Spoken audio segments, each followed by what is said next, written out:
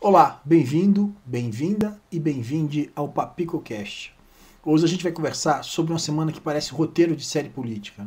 Bolsonaro preso em casa, investigações rolando, deputados bolsonaristas subindo na mesa da Câmara e tomando conta da cadeira do presidente como se estivessem num palanque político. E tudo isso com a extrema-direita tentando fazer barulho dentro e fora do país. Mas o que está realmente em jogo aqui? Quais são os processos?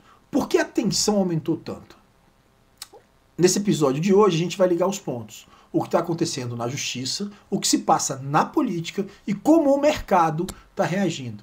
E o mais importante, vamos olhar para as emoções por trás dos fatos, né? Porque por trás de cada ato político existe medo, estratégias, desespero e vontade de sobreviver nesse jogo de poder.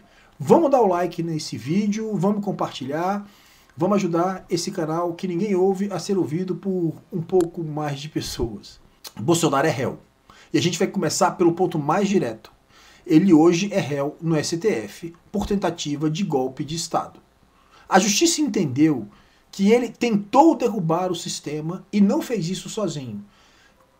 A tentativa de derrubada do Estado Democrático de Direito foi motivo para que o Supremo Tribunal Federal aceitasse denúncia da Procuradoria-Geral da República e recebesse o processo e a partir daí o Bolsonaro virou réu. Ok? Já foram ouvidas 52 testemunhas, tanto de acusação como de defesa. A fase atual é de alegações finais. O que são as alegações finais? Quando a defesa faz o seu último ato, quando ela usa todos os argumentos para defender os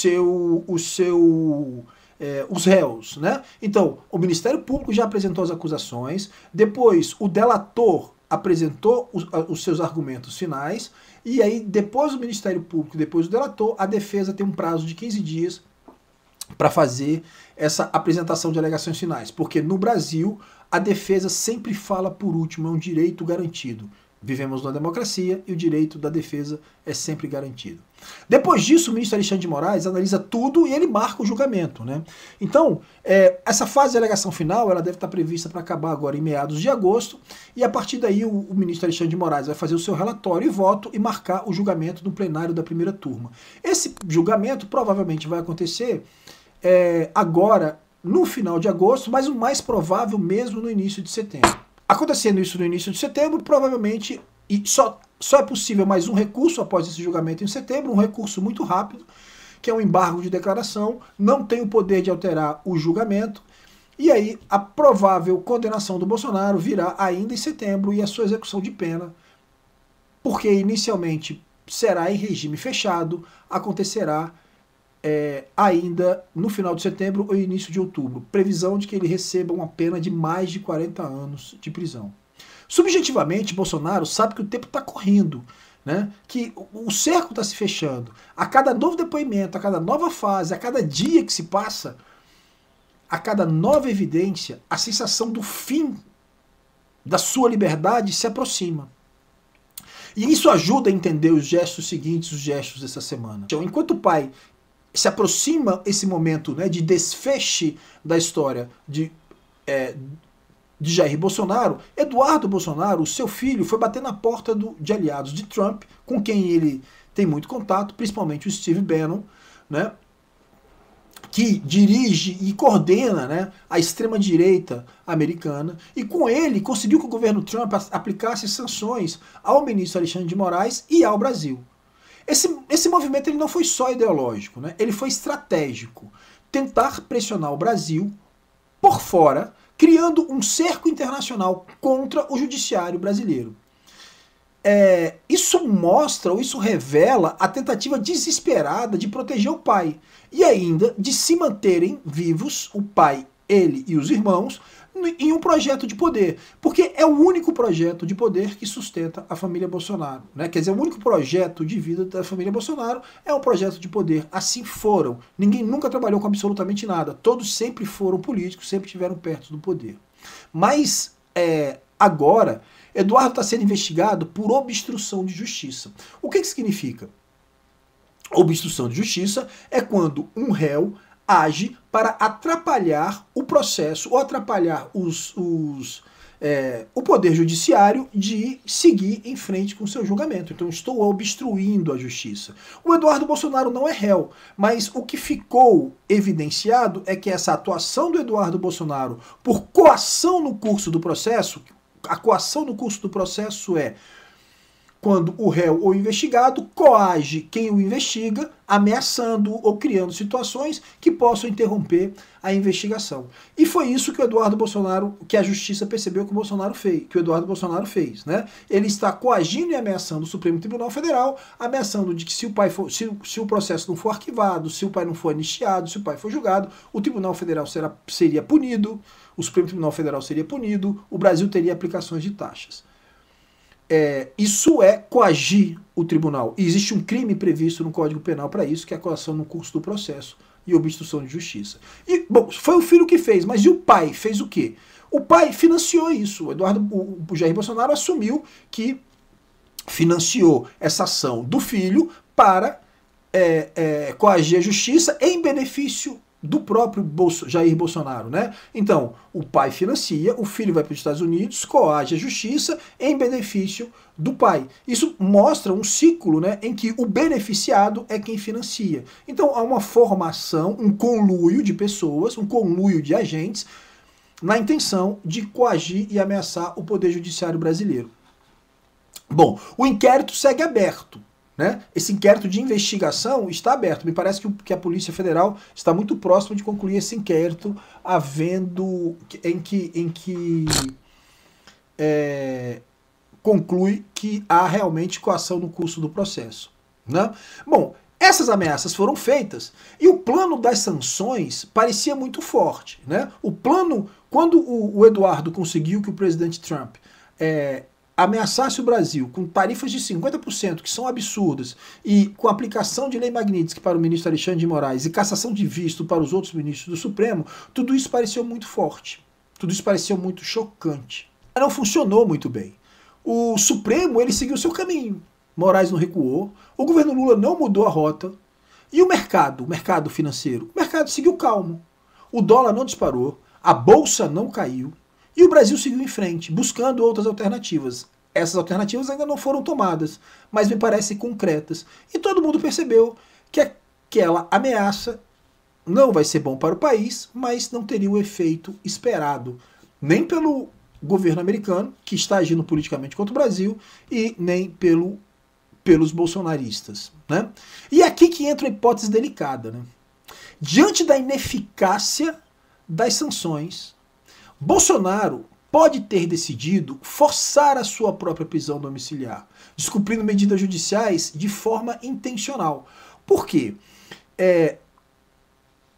Uma semana antes, na semana anterior à prisão, o ministro Alexandre de Moraes colocou uma tornozeleira eletrônica no Bolsonaro, porque o Bolsonaro continuava, através do seu filho, a coagir o curso do processo. Né? Então, mesmo sendo investigado, mesmo sabendo que estava sendo investigado, eles continuavam a fazer a coação, eles continuavam com as ameaças. E aí o ministro Alexandre de Moraes criou uma série de restrições, dentre elas, dele usar suas redes sociais para continuar com essa coação, ou de terceiros usarem as outras redes sociais, que não a dele, mas de maneira combinada com ele, e para continuar com a coação.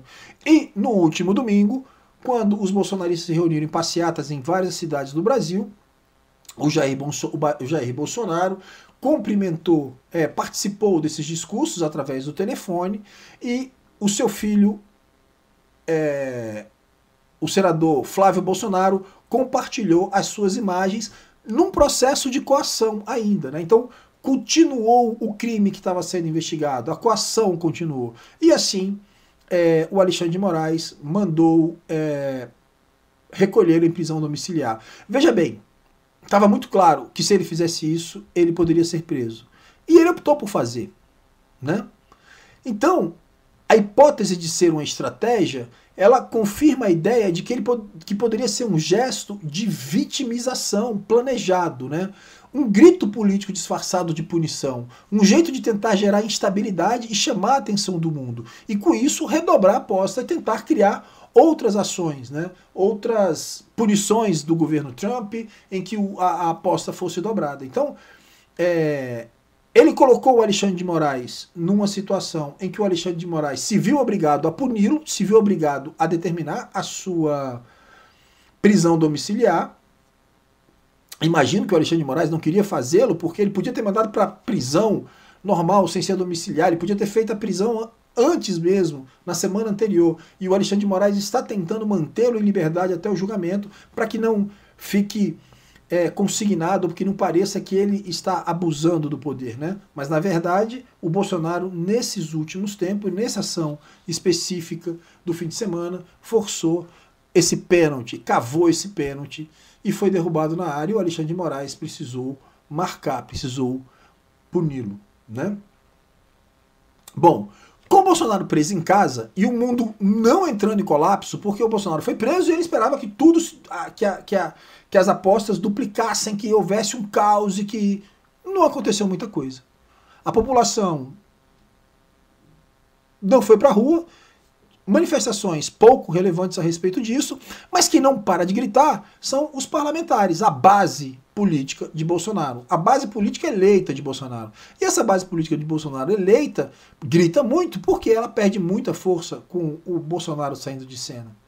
Então, com ele preso e o mundo não entrando em colapso, veio a cena da semana de encerramento. Deputados bolsonaristas exigindo que o parlamento vote a anistia de Bolsonaro, o impeachment do Alexandre de Moraes e mais uma pauta de fim do foro, da prerrogativa de foro, subiram na mesa da Câmara em protesto e tomaram à força a mesa.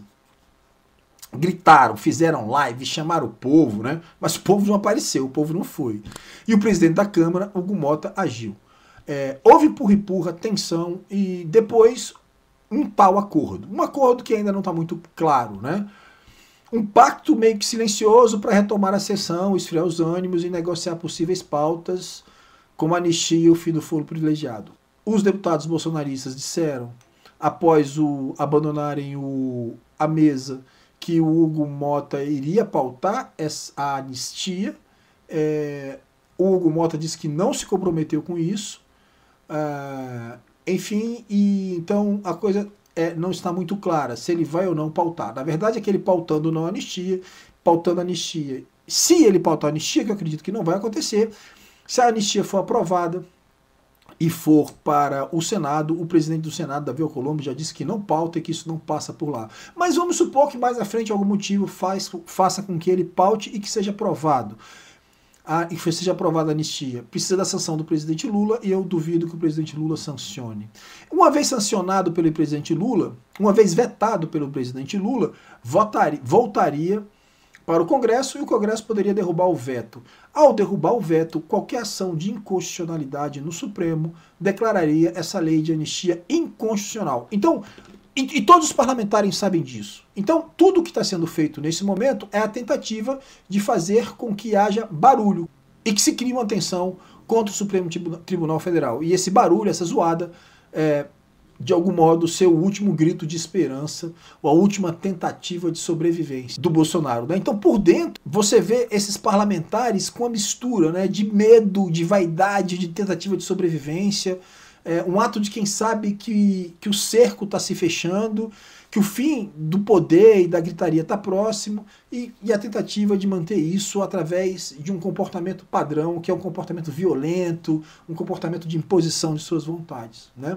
Bom, o bolsonarismo ele transformou a ideia de perseguido em identidade, né, já há muito tempo. Cada investigação é chamada de censura, cada decisão judicial vira tirania, cada responsabilidade é visto como uma vingança.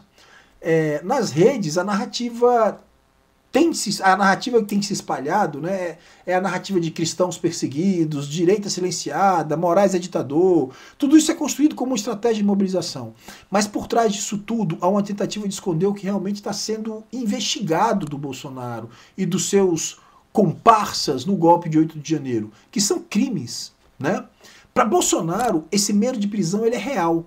Para os seus aliados, o medo da irrelevância política também. Veja como esses dois medos unem o líder e o restante do grupo. E é por isso que essa base, esses deputados mais aliados do Bolsonaro, tenta manter essa chama e essa gritaria acesa. Os outros políticos, mesmo os do Centrão, que são muito propensos a ir e vir, estar mais ao lado de quem está no poder ou de quem tem um pouco mais de popularidade, resolveu sair dessa briga. Mas os bolsonaristas estão ali, arraigados nessa hipótese, nessa tentativa de trazer o seu líder e seu mito de volta, porque só com esse líder, só com esse líder e só com esse mito eles têm alguma coesão. Alguns ainda acreditam na imobilização, outros nem tanto, né? Mas todos sabem que sem esse barulho e sem essa gritaria não há sobrevida para eles, porque é assim que eles fazem política. A pergunta que se faz agora é: esse barulho ainda tem força real ou virou apenas uma encenação para as câmeras? Bom, e agora? Como é que fica?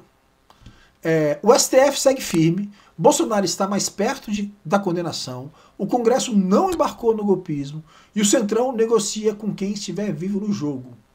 O Centrão agora está muito mais preocupado com as emendas e com medo das emendas que estão sendo investigadas pelo ministro Flávio Dino.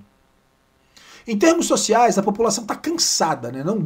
Essa falta de adesão da massa ao bolsonarismo deixa isso um pouco claro. Mas também não há mobilização em defesa da democracia. A tensão nas ruas e tal está meio baixa. Essa tensão nesse momento agora, ela está concentrada nos políticos, em quem efetivamente está perdendo o poder. Óbvio que ainda há algumas pessoas que se mantêm ligadas ao seu líder que conduz a massa, mas isso perdeu muito efeito. E essa perda de efeito, essa perda de mobilização das massas, tem feito com que o Bolsonaro tenha ainda mais medo e esperneie e grite ainda mais, porque cada vez mais ele se sente acuado. Bom, do lado econômico, o mercado se manteve estável, o dólar não explodiu, a economia seguiu o seu curso direitinho, né? Isso mostra, de algum modo, que o Brasil institucional ainda inspira confiança. Porque um outro efeito muito interessante que se imaginava é que a aplicação da lei magnífica, as sanções contra o Brasil com essa tarifa de 50% pudesse criar, e é normalmente o que cria no mercado internacional para países que são sancionados pelos Estados Unidos, uma desconfiança internacional.